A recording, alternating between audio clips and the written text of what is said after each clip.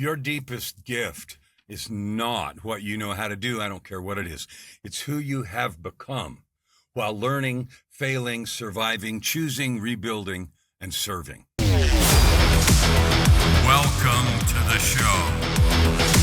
Tired of the hype about living the dream? It's time for truth. This is the place for tools, power, and real talk so you can create the life you dream and deserve. Your ultimate life. Subscribe, share, create.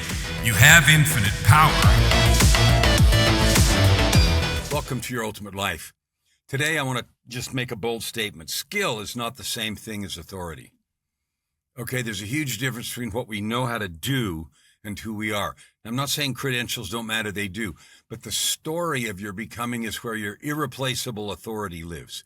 You probably are extremely good at what you do. I assume everybody that I meet's at least as smart as I am, at least as skilled, and at least as capable. Doctor, lawyer, engineer, architect, coach, consultant, healer, executive, musician, speaker, writer, dad, mom, all those things. Wonderful. But what you are is not the gift. That's what I said to start with. Your most important gift is not what you know how to do. The most important gift you have for yourself and for those you serve, whether they're your kids, your clients, or the world in general, it's what you've become.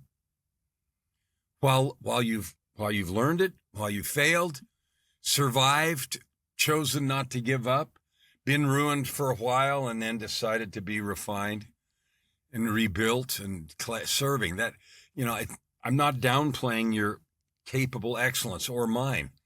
It puts excellence in the right place. Skill is a tool. Becoming is the fire that shapes it. Your profession is not your deepest authority. Your skill is not your deepest authority. Okay, I want you to think about, we'll do something, a sculptor. A sculptor may be able to craft a beautiful thing. A sculptor who is the thing and puts that energy in it, you can feel it, you know it, and that's what makes a masterpiece. A singer can be technically excellent and sing a beautiful song. And if they express the truth of their being at the time, then it's an unforgettable performance. Piano's the same way. I'm a pianist. I've spent years learning some difficult classical music. And I've seen people perform some of the same music that I've done and do it better. Technically better, technically marvelous. And someone else can play it and it moves your soul because it's different. And that's an expression of who you are. What you do may open the door, but who you are decides what happens when you enter the room. A perfect example. It's now, I'm recording this mid-July. You'll see it in a few weeks. But you'll see it before I go to IANDS, IANDS, the International Association of Near-Death Studies. They're having their annual conference at the end of August 27, 28 to 9:30, I think, in Seattle. I've been invited to come and speak for an hour, and I'm going to. And what I'm speaking about is from experience to evidence, okay? And it's specifically talking about STEs or NDEs, and it's funny, I learned a whole bunch of acronyms I didn't know, but STE stands for spiritually transformative experience that maybe does or doesn't involve death or near death. NDE obviously stands for near death experience. And I'm in the latter category. My diet, I flatlined.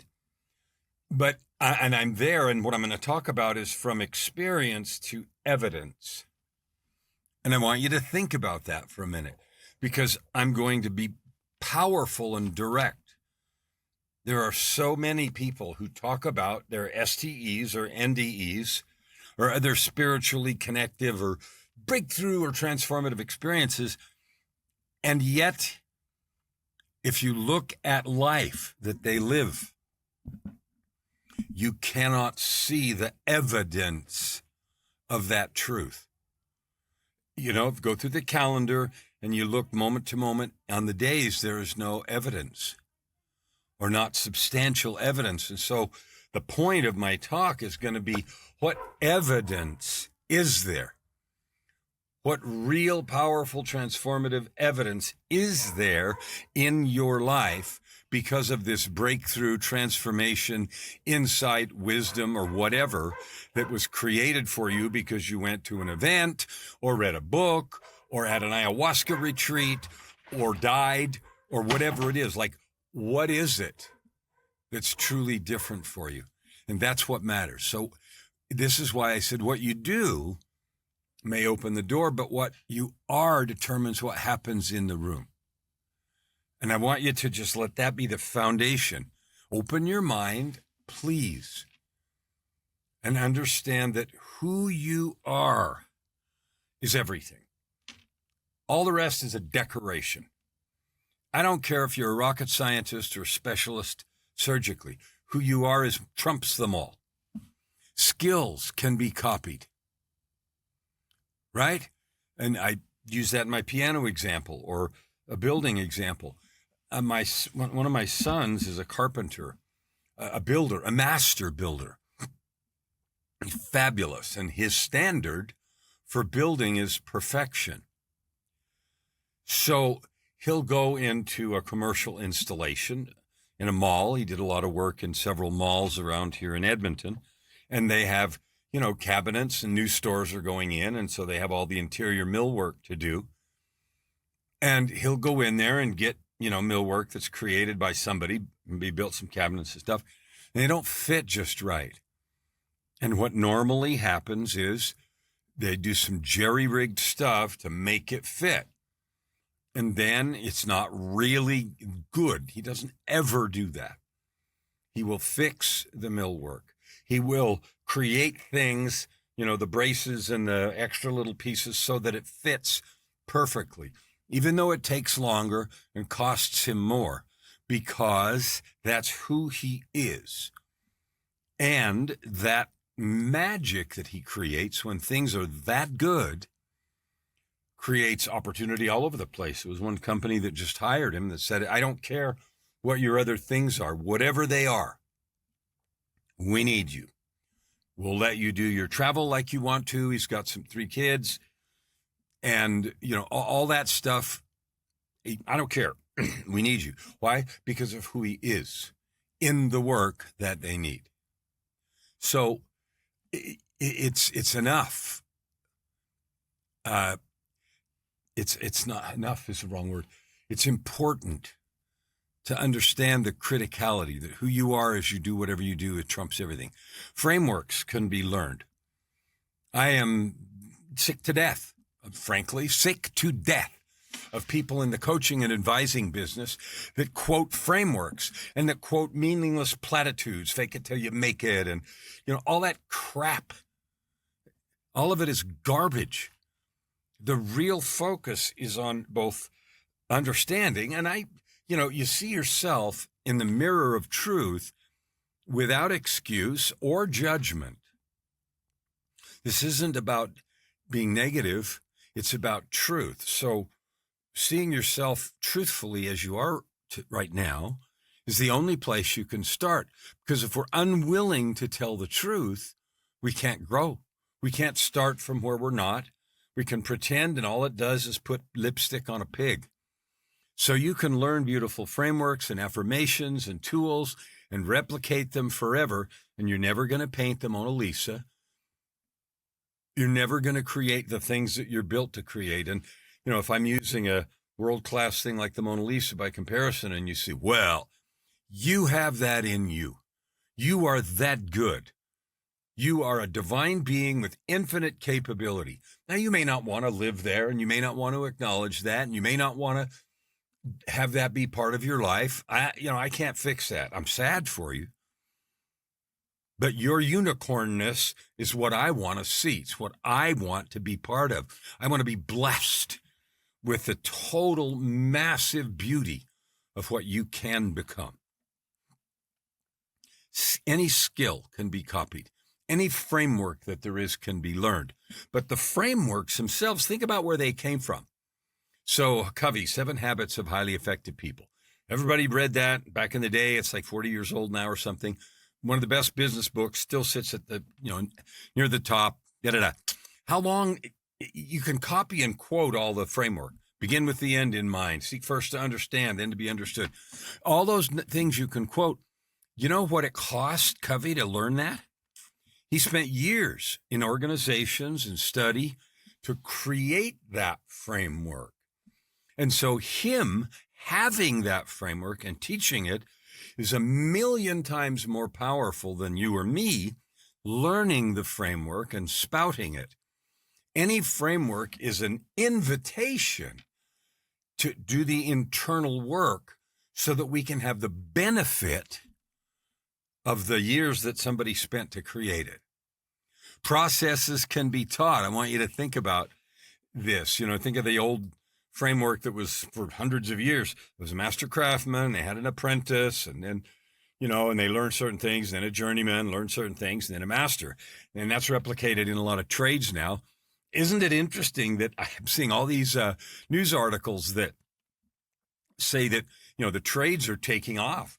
$100,000, $120,000, $140,000 a year jobs are now trade jobs, because excellence with the hands, the actual creation, trumps everything. AI can't do any of that.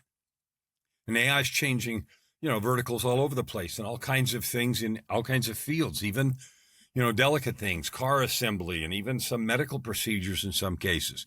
Robots perform surgeries because of their exact precision. And those things are good and wonderful. And then it frees up people to do what only people can do. And that is be the truth they teach that they have learned. Processes can be taught and followed, mimicked. Credentials can be earned. You can get all kinds of certification behind your name, and it doesn't amount to a hill of beans. It's nothing without your being, without the truth of your belief and experience.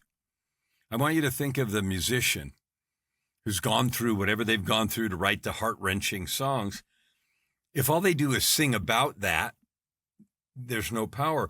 But when they can be in front of an audience and sing from that place, we weep. We get angry. We raise our fist. We join. AI now mimics, summarizes, and supports many skill-based functions, tons of them. And so you can take the view that, what are we left for? Well, the truth is the thing that only your spirit can do. You can be a person. You can be integrity. You can be love. You can be the truth. You can be with someone in a way that AI never can.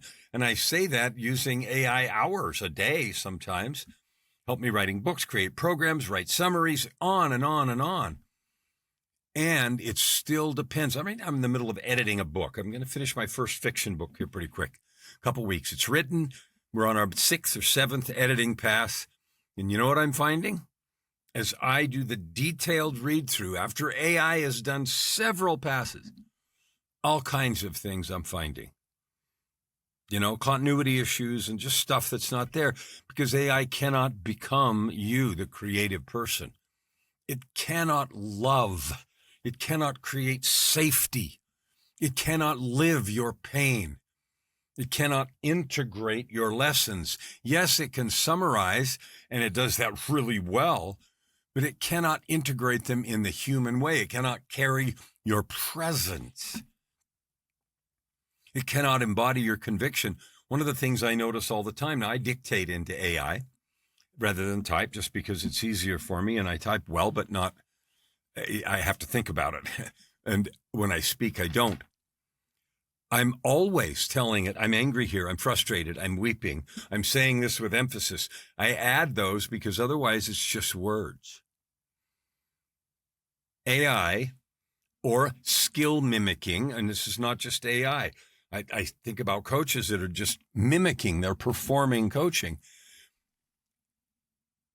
Performance will never display what the truth costs you. AI can never own that, understand it. This morning, example, I was talking to ChatGPT, and I've trained it now for many, many, many months. And it has 6 to 8 million words of our conversation, millions and millions of words. So it knows me really well. And when I talk about the feelings, the inspiration and revelation, it acknowledges that, but it cannot understand it. It does not know what to do with that. And that means it cannot transmit the lived authority that you have. It's just not able to do that because there's an energetic presence that's the being inside of us, right? That cannot be duplicated. Okay? All right.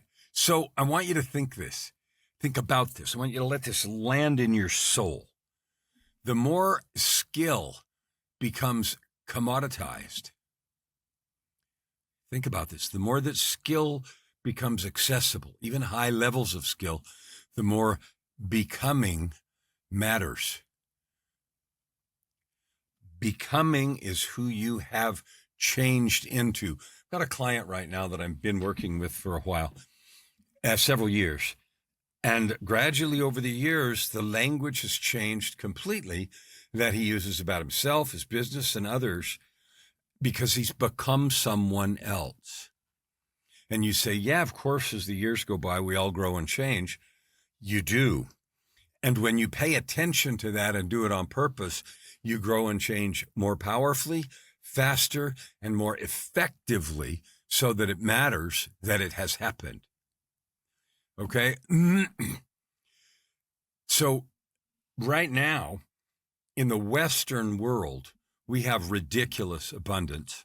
I saw a video the other day on, I think it was Facebook, may have been YouTube, of a fellow from another country, Eastern European country, that was saying he thought Americans, North Americans, but he was talking about Americans, were absurd and ridiculous, complaining about this, that, and the other. And he gave some statistics that he'd looked up about how little the rest of the world lives on per day.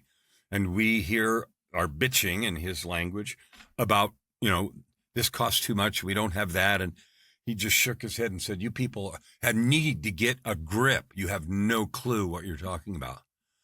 And I just thought how interesting that was, because we live in ridiculous abundance, and yet there is more isolation and more separation, more loneliness, more mental illness, more suicide, more violence than ever. Why? Because people are hungering for what is real. I don't care how good the robots get. The hunger for truth and being real cannot be satiated, satisfied, made to feel full by these other methods. Now, I'm saying all that, and I'm not saying competence doesn't matter, but it only matters like this without presence, because competence without your presence is just mechanical. You know that. You've done business with people or interactions with people where it's just mechanical. The world has enough information. It has enough performance.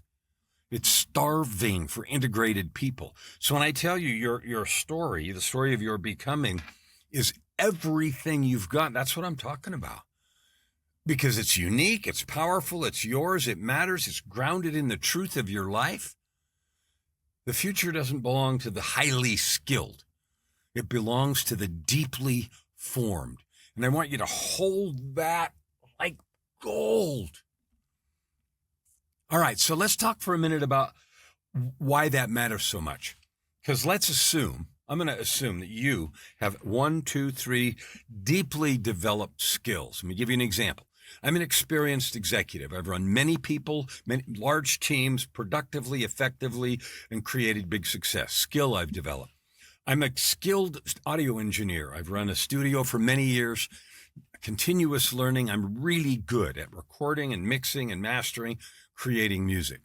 I'm a skilled orator. I know how to speak, organize things. I'm speaking tomorrow in our congregation at church because I was asked to a couple of weeks ago. Those things I do. Speak at conferences. I'm going to Seattle to speak. So I've developed that skill. I'm not saying yay me. I'm just giving you some examples. So what are the skills you have developed And don't be modest. What are the skills that you know how to do really well? I want you to list them, 2 or 3 things. You don't have to do all of them. And then I want you to think about this truth.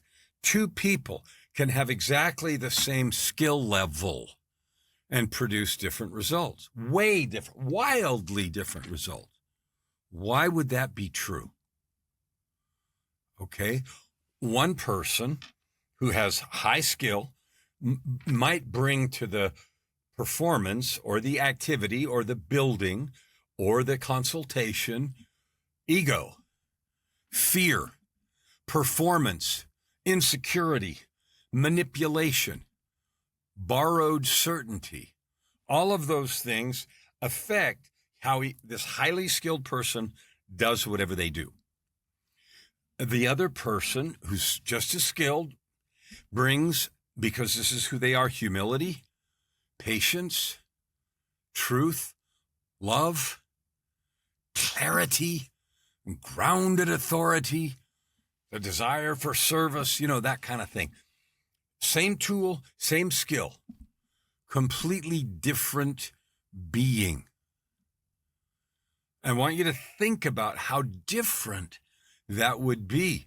Think about any field you want. Accounting, boring as anything. An accountant that brings ego, fear, performance, insecurity, manipulation, borrowed certainty, versus an accountant that's working on your taxes or your tax structure for your LLCs and your holding corp or whatever it is. And they come instead with humility, presence, truth, love, clarity, service. Which one's going to do a better job for you? Same tool, different being. So let's talk about several different places. Coaches. Obvious, I am one. A coach can ask the right question and have absolutely no power. Another coach can ask the same question, and because of the context and the feeling, meltdown, insight, growth, opportunity. A leader, jump into corporate. Small supervisor on the floor, department leader, division head, director or something, can run a meeting, talk about all the right things and have them all on the agenda, and there's no trust because of who they're being.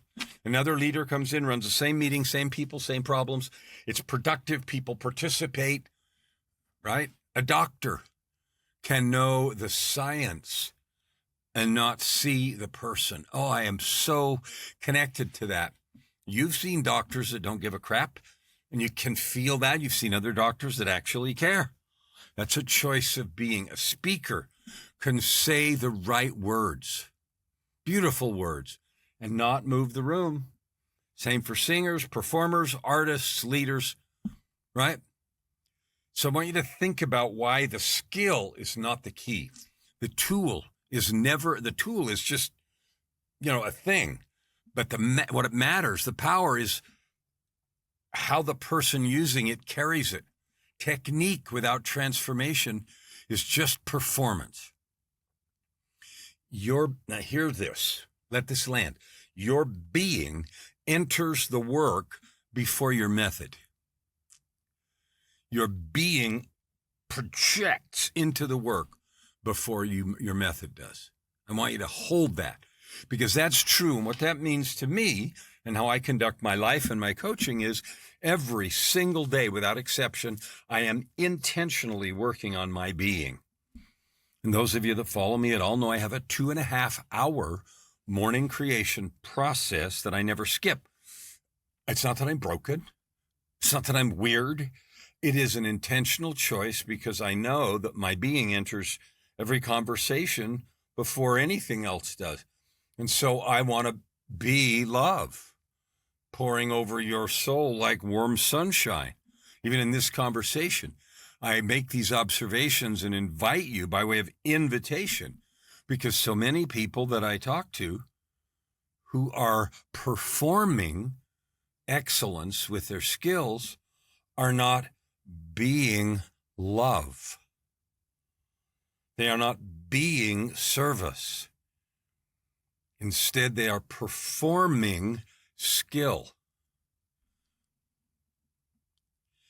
So let's talk about how this being is developed, how you do it, how you get to where I'm talking about, because I've given you enough examples that if you're listening and if you care, you know exactly what I mean. And either you're like, it's just burning inside of you and you know it because you create yourself on purpose, every convo, every day, every hour, and you're being that loving and fierce self. And if you are, I invite you to get a hold of me. I'd invite you to go to yourultimatelifepodcast.com, yourultimatelifepodcast.com. Use the contact form, get a hold of me, because I love having you on the show. I want you to share your message. I want you to share what you've done, who you are, how you became who you are. I want to honor you and show other people, more examples. The more, the better. So if this burns in you and you're like, I'm doing that and I'm validated and glad, then I want to see you, I want to talk to you, I want to have you here. I'd love to interview you and have you be part of this. If, on the other hand, I'm talking about this and you're saying, okay, I hear you, but how the frick do I do that? Let's start at the beginning. The place to start is your story of becoming. Because if you're listening to this and you're yearning for what I'm talking about, that powerful being that moves mountains and creates miracles, if that's what you're yearning to be, then you're already in a good place. Because that means you are developed enough to have the yearning, not from greed, not from because I can make money, but if you're yearning to serve and you haven't yet mastered that being that just creates magic, it starts with the story of your becoming. Meaning, what things have you been through? What struggles have hurt you and you've overcome? What challenges have you met that you're now either coping with or you're on the other side of, that has driven you to a place of this resonating with you and you wanting to serve? Your story of becoming tells people what shaped you. It tells them why you care. I interview so many people and it just becomes obvious, whether they're for the podcast or just because I meet a lot of people. I always ask them, how did you get where you are? What shaped you? What happened? Your story says what you've seen. It shows what you know deeply, what you've learned that nobody else knows. Okay, and almost more than anything, it shows why you care. People tell me they want to help and they love people, et cetera, et cetera. And what's interesting to me is to find out how they got there. How did you get to the place where this is so important? Tell me, share with me. And as I interview them, share with the audience where your conviction came from. Because nobody falls up that mountain. No, we don't.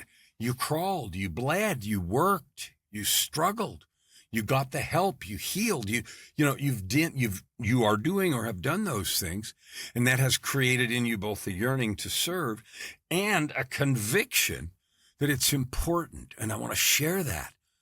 Okay. In your story, you get to find out what you really stand for. It's easy. People can say, well, I need to build a business. I need to make some money. And I kind of like to do this. It's not what I'm talking about. I'm talking about where you're driven. You are a mission-driven person. Man, I want to talk to you. You're invited. yourultimatelifepodcast.com. Contact form. Let's get you on the show. This one or LA Talk Radio. I want to hear the price you paid. I want to hear what you stand for. And I want you to tell me and the audience why your work matters. Those are the powerful things of being. Because without those things, you may be very capable. You may be certified in 27 modalities and frameworks and tools and whatever, but you're interchangeable. You're replaceable with somebody else with just the same skill or AI or whatever. You're a commodity. But when you have the passion about what you stand for, why your work matters, what you paid for, what you paid for it, and all the rest that I just listed, you're invincible. With that, you are anchored. You become a light no one can deny. Okay, your story gives your skill a soul. And soul matters more than skill. It just does. You've seen Here's a funny example, right? You've seen a person who tries to dance and they move with the beat, and they're not moving out of the beat. I'm not even talking about that. They move with the, counting 1, 2, 3, 4, and they move their body with the beat. And then you've seen somebody that's got soul, man. I mean, they just do the thing. And it's like, yeah, I want that. That's what I'm talking about. Only it's with your skill, your gifts, your life experience. Your becoming turns your skill into authority because people can feel that your work is not like theoretical. Skills make you useful. Your story makes you trustworthy. Okay, credentials, initials, certifications. They say you studied, and story says you have become. Your story is the bridge between competence and authority. And more than anything, people are craving presence, truth, authenticity, authority they can trust, not performed competence. You know that because that's what you're looking for. Now, there's a danger when we hide behind just competence. And I know this because I was one of them. High capacity people often hide. They say, well, I'll just do great work. I'll let my work speak for itself. I don't need to talk about myself.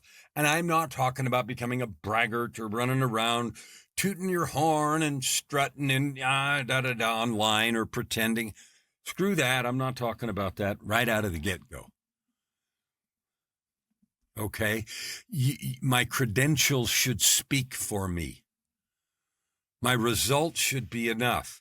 Now, that part is true, but then when someone sees your results and they're impressed, there has to be congruence in the first instant they're with you that says, yeah, your results are enough, and I can feel why. That has to happen.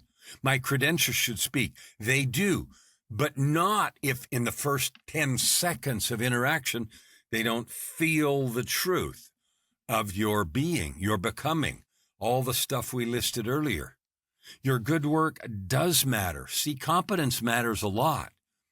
What matters more is the energetic experience. And I know that's woo-woo speak, but it's true. The energetic experience that someone has the minute they meet you or see you, or they see you on a video or, whatever it is. There's something that's transmitted beyond skill. I'll give you an example. I personally know someone who is extraordinarily articulate. They can form words really well. They're capable. They speak well. And when I hear them speak, I'm impressed. I'm blown away. Holy frick, that's a good description. But I am not sensing energetic congruence. I am not sensing the truth of being behind the beautifully articulated words. And that makes it, doesn't make me not like them. I do like them. But it leaves empty. It leaves, I'm impressed as hell with the language, and there's something missing.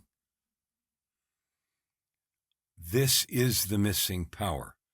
Your becoming. The integrity and authenticity between what you say and who you are. What you teach and how you walk through the world. And I don't need to talk about myself as true. You don't. But it's only true when the experience of you is absolutely congruent. It matches. And there isn't a question because the energy of truth penetrates the entire conversation. So I so recognize my own failings in this area, which is why my 2.5 hours. I am committed personally to make that never true, not even 1 second, all day long, every day with my own walk through life, whether I'm talking to Joy, my angel, holy being of a wife, or a prospect, or a clerk at the store. I am love, pouring over your soul like warm sunshine. to create a miracle in this moment. And I don't run around saying that. I said it to you because that's the filter or the requirement I put on myself because I choose to. I am that. And that way the experience of someone with me is that way. And I'm not running around saying, yay, me. I'm sharing it with you because that's what it took for me to get to the place where my being is completely congruent with what I teach and how I coach and the books that I've written and everything. So I also have met so many people that are afraid they cannot become, afraid that they aren't able to do that. And I'm here to tell you right this second, that is not true. It is never true. And I'm talking to you individually. You are a divine being and you have the capability to create anything you want, including that being in yourself. Okay? Sometimes it is fear that makes us hide. Sometimes it is imagining that we're trying to be humble. Humility is a coat of fear sometimes. And again, I don't say bragging. There's just a difference, and you know what I'm talking about. I don't even need to explain it. Okay? Some people hide behind competence because the truth of the story requires exposure. Competence might become a hiding place if you're afraid of being known, of being seen. Man, that was me. I was so afraid of people knowing all my failings and faults and afraid that said all the time, if people really knew me, they'd hate me. If people really knew me, they wouldn't want to be around me. If people really knew me, they wouldn't follow me. And you know what? There were things in my personal life that made that fear real. So if that's true, then I either have to hide or I have to change. Because if there's things that I do or think or say that, might cause that, then I either have to hide them or I have to change them. I elected to change those because I wanted to be transparent and truthful. So again, one of my own sentences for me, this is not for you, is I am my word. I speak only truth. I do what I say. I am who I seem with no camouflage, duplicity, or guile. I didn't write that sentence for anybody else. It's mine. And I review it every single morning because I put everything through that lens. And so the being is way more important. Doing excellent work is not an excuse to bury your own personal message. Your results might prove you can do a thing and help. Your story helps people understand why they should trust you. You know that thing you just feel. Yeah, that one I trust, that one I don't. If you hide your human, the story of your becoming, you weaken your authority. You do. Now, after all this, you might say, well, how do I tap into that authority? Well, I'll tell you. As and after I learned to tap in to story, which isn't just the story, it's the truth of becoming, I realized that is the most powerful thing I have to offer, and that you do too. So then I created the book challenge. I created the book challenge because every person that I have met who says in their heart or out loud, I want to help people, I want to give back, and that's lots of them. And maybe I just travel in those circles, but there are so many that say that. I always ask them, have you written the story of your becoming? Sometimes they say yes. Sometimes they say, well, I wrote a book, but I don't think it was quite that. Then we get to talk about what that would mean and how that would help with their own power, confidence, transmission, their own business and practice and whatever it is that they have to offer. After I'd done that a lot individually, I realized that this is a really needed service. And so I built a thing that helps you do that if you want to come.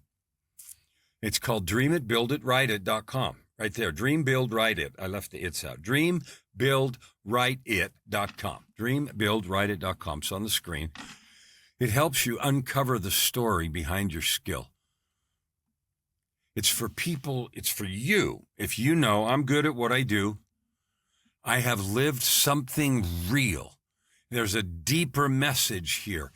I need to make it useful.